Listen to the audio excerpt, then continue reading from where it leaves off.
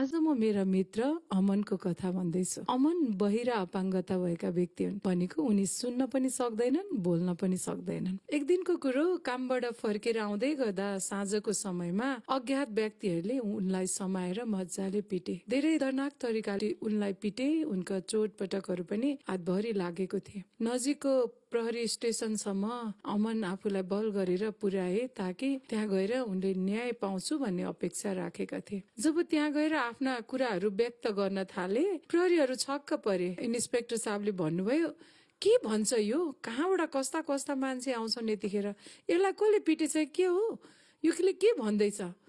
के आफै कुटेर आए? यस्ताहरूले त कुट्छन् पनि भनेर उनी माथि भन्न लागे। उनले निकै प्रयास गरे, म माथि कुटपिट भयो, मलाई न्याय दिनुस् भनेर उनले पुकार गरे। तर उनको आवाज औलाको इसाराले गरिने भएको कारणले कसैले पनि बुझेनन्। उल्टे उसमाथि विभिन्न दोष लगाएर पठाए। पछि यो त बहिरा अपाङ्गता रहेछ, यसको निम्ति दोभाषे बोलाउनु पर्छ भन्ने कुराहरू चर्चामा आयो। तर निकै समय कुर्दै गर्दा पनि दोभाषे कहिले पनि आएन। त्यस पछाडि अमन निराश भएर फर्किएर आए। उनले यो विचार गरे कि मैले यो देशमा न्याय पाउने रहेछु। म अपाङ्गता भएर जन्मेको कारणले गर्दा मलाई बुझ्ने न प्रहरी प्रशासन छ, न न्यायालय नै छ, न अस्पताल नै छ, न कुनै त्यस्ता सामाजिक अथवा सरकारी निकायहरू छन् जहाँ मेरो निम्ति आवाज बनिदिने व्यक्तिहरू राखिएको छ। उनले आफूलाई अन्यायमा परेको महसुस गरे र उनले न्याय पाएनन्। यस्ता धेरै बहिरा अपाङ्गता भएका व्यक्तिहरू छन् जो आज न्याय पाउँदैनन्, किनभने हाम्रो राष्ट्रले उनीहरूको भाषालाई ट्रान्सलेट गरिदिने दोभाषेको व्यवस्था गरेको छैन। हुन त अन्य विकसित राष्ट्रहरूमा यो सुविधा प्रदान छ, तर हाम्रो राष्ट्रमा यी कुराहरूको सुविधा छैन। त्यो भएको कारणले गर्दा बहिरा अपाङ्गता भएको व्यक्तिले